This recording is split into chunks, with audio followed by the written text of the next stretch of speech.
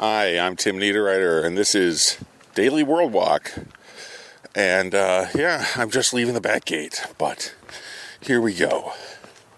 So on this show, I hope to be building a world one day at a time, each so often. I'm not sure how often I'll change worlds, but this will be for RPGs and novels and stuff. I'm an author. I'm amateur game designer and a long-time game master of various systems, especially fantasy systems. So, yeah, I'm excited to start this. I've also been the host of other podcasts before, but this is my first attempt at doing a show where it's just going to be me. I'll be solo podcasting and walking each day. So, welcome to the project. I'm not sure if I'll do this pitch every time, because we need to get right to the world building.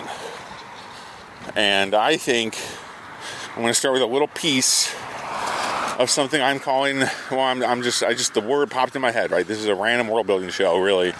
But the Sea of Tranquility. So we're talking nautical themes, potentially. Maybe a little piece even, but unlikely, because this is a fantasy world, I'm sure. So the Sea of Tranquility is a portion of another fantasy world, or some fantasy world, wherein the water is, I guess, placid, or the currents are not powerful or dangerous. I think that's an interesting idea, so maybe we could run with that. As the Sea of Tranquility might literally be easier to sail upon or traverse than other bodies of water of that size. So that's a good idea. And I'm thinking that means because of the ease of transportation across it, it's probably a big trade route, or the home of many trade routes. Now, it may sound weird to start with something like this, start with a region, but I think the Sea of Tranquility is a good start. I'm not sure how long we'll linger on the actual geography here. Presumably, it's not as big as something like the Pacific Ocean, but as the Sea of Tranquility is potentially, maybe it's shallow or something, or like we got dinosaur type environment where the sea is bigger and wider and shallower than it is now, something like that. I like that idea. Maybe the Sea of Tranquility isn't literally a sea. What if it's literally a kind of lowland, or it includes lowlands? Maybe it has some actual sea, but it includes some lowlands. Yeah. There's like a marsh on the edges of it, where maybe for miles and miles even, the water is high enough that it used to be, like ankle deep or whatever, a lot of the time, for whatever reason. But then plants and animals can still live there in the slightly raised areas where the water subsides slightly. I think that's cool. We're talking almost like a big floodland. Yeah. It does remind me of this other setting concept I have called flood wall, but let's just learn.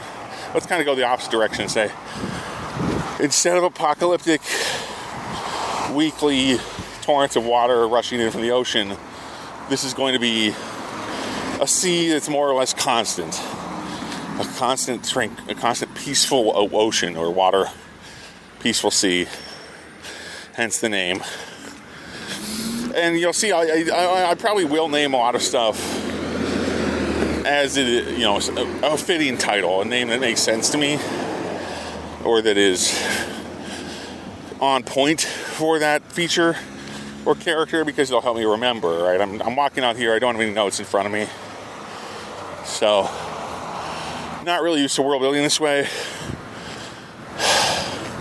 because usually I'd have a computer in front of me, or a phone screen or something, and anyway, it's an interesting exercise for me, because I've written books by dictation, but I've never really done my notes by dictation. So, bear with me. Okay. So, as for the Sea of Tranquility, we have, I guess, a large amount of open space where ships are flying in the water, or maybe small skiffs or whatever, depending on how shallow it is. Maybe large, broad, wide bottoms boats that don't displace much water relative to the overall size. I could see that, but it might be actually hard to transport cargo over it. So maybe it's almost like a desert, because it's the opposite of a trade route place. Yeah, kind of like that. It's more of an obstacle than a source of trade. Yeah, because big ships with heavily laden can't traverse it easily. So you have to know the kind of secret ways, or the routes across it that are deeper, and therefore it's almost like a bunch of rivers, except the rivers are underwater, if that makes sense. I think that's a cool idea. I think we'll go with that. So, as far as world building, though, I tend to start with characters at this stage, honestly. I mean, we've got start building characters and ideas for what kind of people live here. I mean, I've had a lot of aquatic settings in my world building history, not really my published works, but I like the idea of underwater and surface worlders interacting. I think there's a sentient race of creatures in the water that maybe can come out, maybe can't. Depends. But they're able to converse, or at least relate directly to people on the surface, unlike our sea creatures who are a little more, alien. Even the whales and dolphins are a little more diverse or divergent from the humans on the surface and other animals up here than I would imagine some of these other creatures are. Oh, so maybe there's like an amphibious mammal species that's like a big deal in the Sea of Tranquility. I like that idea. So, almost like, and they're probably not that big either, I imagine, because if they exist across the Sea of Tranquility, they're probably human-sized or smaller, because they have to be able to deal with shallow water or deeper water. I think human size is a good guess, or roughly human size. Not more than 2 or 3 meters long when they're swimming, or tall when walking. And I do think I want to make them amphibious, because I want them to be able to come out of the water and go to the other parts of the world, because that's just my prerogative to keep the world, to expand from this point on, really. Sea of Tranquility is not going to be the entire setting. It's probably just going to be a portion of it, right? So I want to make stuff that'll impact the rest of the setting. And speaking of which, I think that's a good place to start too, with magic or superhuman or super resources, powerful resources that are going to influence the rest of the world. I think the Sea of Tranquility is probably the source for some of that stuff. So we can have some, not deep water, but shallow water mining, or panning maybe even. Not for gold, but for some other substance perhaps. Or some ritual source. Or maybe even there's just a kind of, ancient magical presence that emanates from this place. I mean, it could be any number of things. But I'll work on that in a little bit. Back now to the amphibious water creatures, the amphibious mammals that are, and I'm probably going to assume humans exist in this setting. I don't really do settings where there are no humans anymore, because it's just it's too difficult for most people. So we have humans, we have these amphibious intelligent species of mammal from the Sea of Tranquility, and I think we'll call them Pax, Pax, P-A-X. That's plural and singular. Pax and the Pax. So, these Pax creatures are going to be, I think, pretty commonly seen. They range across the rivers and seas that feed this great body of water, the Sea of Tranquility. I'm thinking that's kind of cool. Yeah. And with them, I think, now there's an idea that just popped into my head, and this is generally how my world building works. I've had this thought, how in superhero stories they have superhumans, and in like Dragon Ball Z there are Saiyans and Super Saiyans. I think that's actually a really cool concept of, you could have a superhuman, but a super PAX is something that would kind of work differently. Because the trait that they have their superior traits would be different because the species is different. I find that concept very interesting. Or like the way they advance in power is different because their species is different or whatever. Instead of learning skills or developing muscle strength, the potential is there might be another way to gain ability, technical skill, whatever. Personal power that is present in the setting. So that's a neat idea. Like that.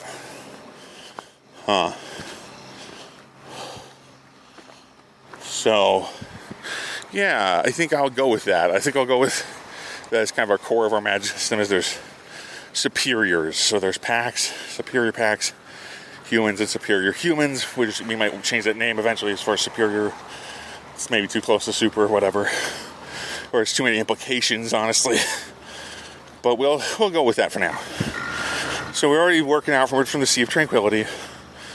And I think it's probably bordered by some fertile ground. Lots of good ground nearby because all that water. And maybe it's a freshwater sea. I kind of like that idea. So it's easy to move across it. Because maybe it isn't even freshwater, but the people here can subsist on salt water. I don't know. But I like the idea that it's more of a giant lake. Lake Tranquility. Yeah, okay. A lake with rivers in it. Weird, but okay, that's kind of cool. I like fictional geography like that. Fantastical geography. So for whatever reason, this is a bunch of drinkable water. It's relatively shallow. Marshy borders, fertile lands beyond. Yeah. Okay. And deeper trenches, the deeper rivers that provide routes to transport heavier goods and bigger ships. That's neat. There's a lot going on there already. Yeah. Sea of Tranquility. Kind of cool. I'm enjoying this so far. I hope you are too. I am a fantasy author. I've got books coming out. My latest works are mostly short, but my Demon Hunter series is still available. It's a pretty big deal for me because it's a world I started kind of this way, I started building the Demon Hunter characters on the Atomic Think Tank, the Green Ronin forum back in the day. Because I made their stats with Mutants and Masterminds, and that's a big part of it. Why that story ended up the way it did, at least to a certain point. I eventually embellished and made the magic system more different than just PowerPoints and superheroes and stuff before the books were published. But yeah, the first book is Demon Scroll, the second's Shadow Prince, and the third is Well Country. Anyway, I love those books a great deal, and this is kind of your mid-roll ad. This is my morning walk. So I'm going to digress some. But I hope I'm giving you some interesting thoughts yourself, because I like world building like this. I like just coming up with ideas.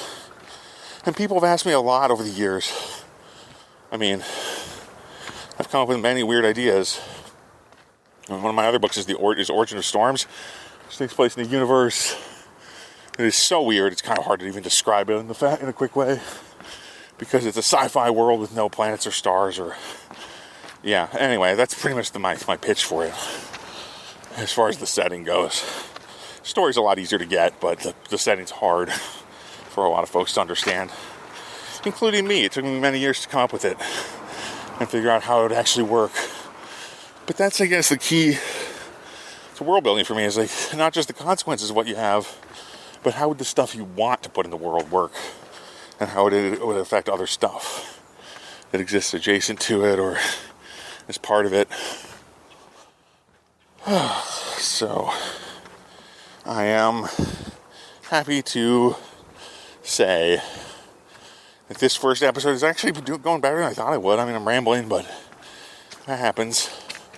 Again, it's a morning walk with a voice recorder. It's not going to be 100% on focus all the time, and I think that's a fair point. to remember. Anyway, I'm about to loop back. So the show's going to be about half an hour long, I think. Whew. Yeah. So, yeah, I think at this corner, I'll be turning back toward home, but I'll keep talking. We'll get back to the Sea of Tranquility and the Pax and other creatures, the super Pax, the superiors. Sea of Tranquility, superiors, Pax. Yeah. Ooh. Yeah. I do intend to come up with primers for the settings I create whenever I'm finished with one. Hopefully that'll be on the regular, because I'll be able to work quickly from the material I brainstorm each day.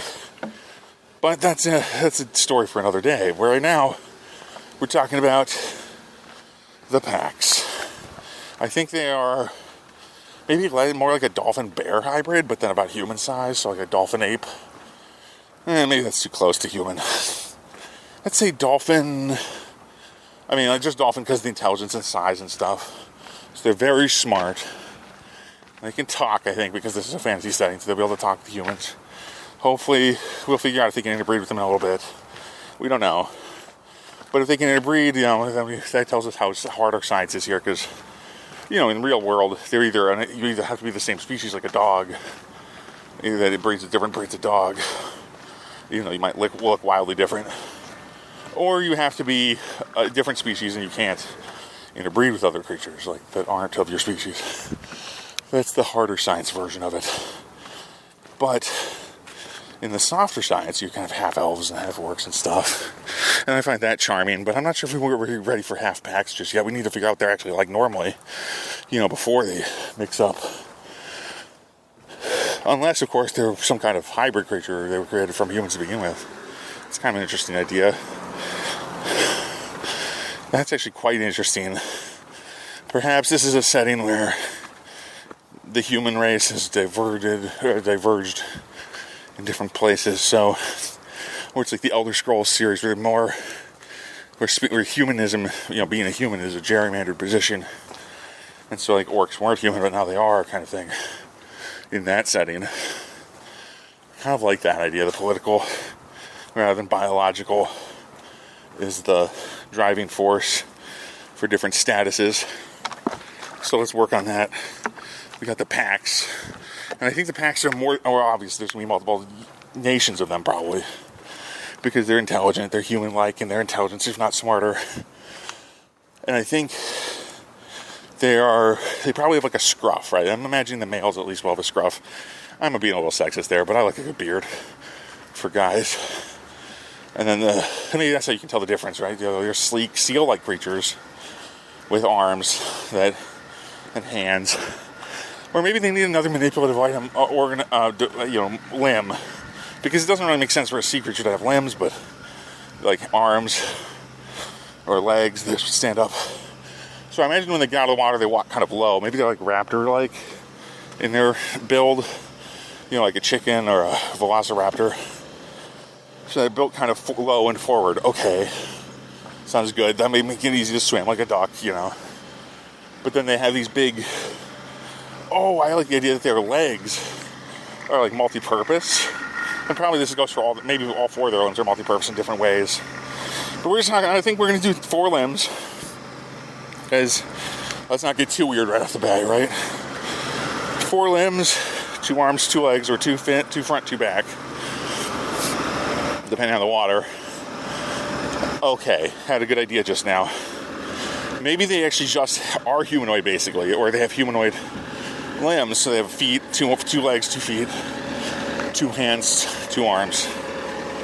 And then we're going to add in one other trait, which is that they can expand their skin. Like they can kind of flare out their limb skin at least.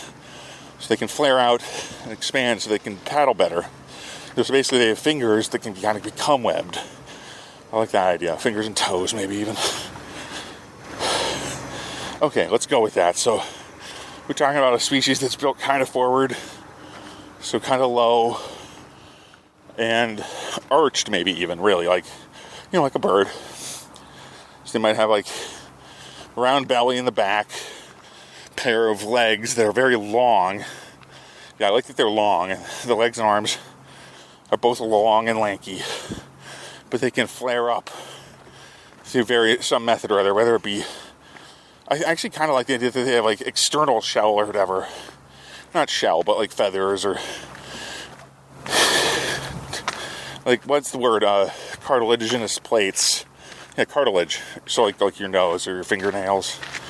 And that's like their swimming ability is because, yeah, maybe they can't do it all fast. So like they have long like sheaths that they can trim or keep down if they want to move around on land more easily. For the water, they grow out like these nails or shields or whatever on their limbs that make them better at swimming. Probably those are all on the hand and feet. So their limbs might not even be that long, actually. The feet are probably small, the legs are probably short, and the arms are long. I want them to be good at swimming, so that'd be helpful, right? Like a Michael Phelps, like the Olympic athlete. Just kind of inspired by that right now. So these guys, and then their heads, they're probably pretty human-like. Actually, I like that idea. They all have long hair. The men with beards, they're kind of go down the front, right? They're usually long, maybe forked occasionally. In a lot of their cultures, they would wear them long anyway. And then they all have long hair up top. Yeah, and then they can be mammals, so they have we will just consider them to be relatively similar to how humans diverge sexually. So the dimorphism will be similar, so we're talking standard mammal look there. Not to get too into it. Yeah. I'm thinking the packs are getting pretty good. I mean, face-wise, I'm imagining them not to be too mammal-like, not too much like a land animal or a wolf or anything, but more like just human-looking faces with some changes depending on how, the ethnic group of the packs or whatever. And obviously, but I guess the nose is probably going to be sleeker, right? Because that could be a problem otherwise. Or it's longer. Kind of a snout. That can probably vary by ethnic group or whatever region. But they're probably longer than human noses, I think, and more like a beak almost. Except, I don't want to give them too much, make them too weird. So, got a normal mouth, long nose, like a human-like mouth, long nose.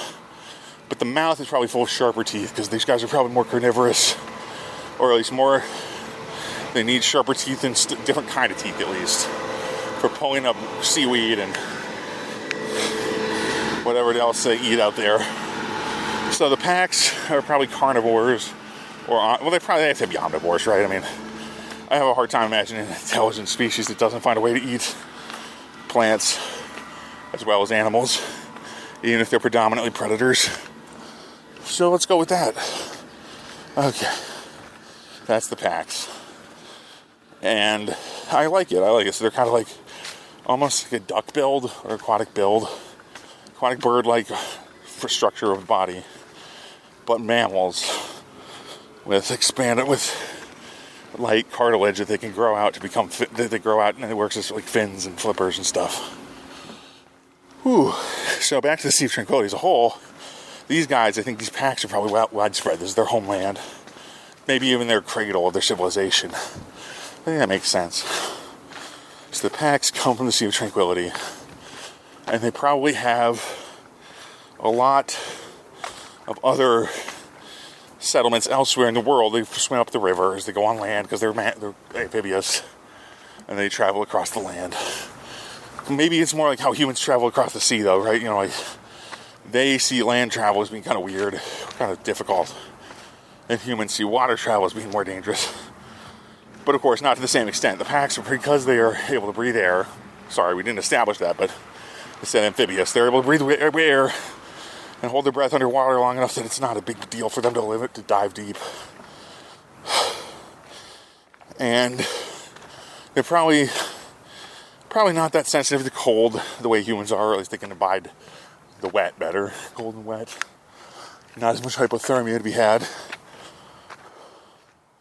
And they're probably quite sleek. So anyway, back to the Sea of Tranquility. packs are mostly light on hair on their bodies, right? So, because that's like a whale, where you can't really see its tufts. It's very fine.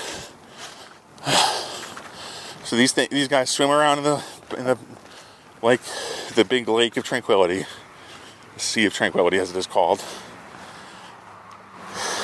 And I think I don't want to go with the whole culture is all the same, but I think they're predominantly foragers and hunters by nature. But maybe they have a way to farm out of the water, or they have traps or whatever. Probably traps are a big deal for them, and they probably farm underwater. They grow whatever their edible plants are. They start at the bottom of the sea, you grow them upward. That's probably a big deal because there's so much water, right? And especially if we're talking a bigger, broader ocean or a bigger, broader sea of tranquility than most lakes on Earth, I bet their water plants are pretty robust, and there's a lot of them, especially if you can farm them there. I'm thinking the temperature of the Sea of Tranquility is probably pretty warm. I'm not imagining latitudes or whatever yet, but I imagine it quite, not equatorial, not quite tropical, but maybe subtropical at some points, and near there at others. So yeah.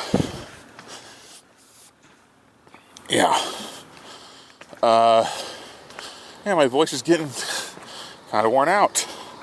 I brought this water, but I haven't had a chance to drink from it. So, probably be wrapping up soon. We're getting toward the end, but it's been fun. I'm looking forward to doing this again tomorrow. Anyway, shout out, I guess, to some of the other daily creators that are really inspiring this, even though they're not podcasters, really. Trent from Trent Holbrook and Miscast, that's on YouTube. Black Magic Craft with its host Jeremy, and then there's, I forget the name of the actual guy, but Caffeinated Miniatures, also on YouTube, along with Black Magic Craft and Trent Holbrook. This is kind of a tell, but I'm a miniature wargaming guy too, in addition to role-playing games and novels and stuff. So I really like those daily vlogs they're doing, and I'm not a video guy, but I can do a daily audio blog, so that's what I'm doing, even if it is more focused, but potentially, perhaps it will become less focused. I mean, this one's already only about half, or 70% focused on the world building, but as I'm almost home, I figured I'd wrap up now. I'll let you know when I get to the gate. We're almost there. It's just a block or two away. So I should quit saying we're almost there and give you some more things to chew on. Yeah. I've got this book that I've been working on for a while, and I think it'll come out sometime in the first quarter next year, because I publish independently, so I can easily get it finished, hopefully by then. It's called The Mirror Throne, and I have 3 short stories that serve as like prequels to it. They follow a different set of characters. They're side characters in the novel, but this is epic fantasy, right? This is big fantasy book is what I'm imagining The Mirror Throne will be. I mean, it's already a novel long, but it's going to be at least 2 more novel long works. So we're talking 800 pages maybe when it's done. I don't know, depending on the format. But the thing about those first 3 short stories is they start with smoke. Then that second one is a light. And the third one is called Coil. And people have reacted quite well to them. So I think if you're feeling it, you like my vibe or anything, go check one of those out. They're 99 cents on Amazon and other stores soon, hopefully. Initially, I published them through Kindle Unlimited, so they were exclusive to Amazon as ebooks, but that's not going for long. I'm going to re-release them across the wide stores soon. And I'm pretty proud of those books, especially Smoke, actually, those short stories. They're all very short, but, I mean, for 99 cents, For the price of a cup of coffee, you can get 3 of them, and that'll hold you for a little while. It's a novella length work. But yeah, it's been half an hour. Not bad. Not a bad walk for me. Hopefully not a bad time for you. Happy to have you. And thank you for listening. You can find more of my stuff at timneedawriter.com. That's TIMNEEDAWRITER.com. So basically, my name is spelled as a set of other words.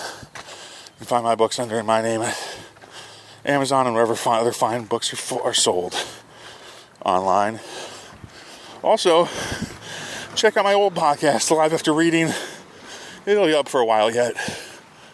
But if you're here from the Live After Reading feed, thanks for listening. And if you're here from anywhere else, thanks even more for listening, because it's hard to get noticed out here.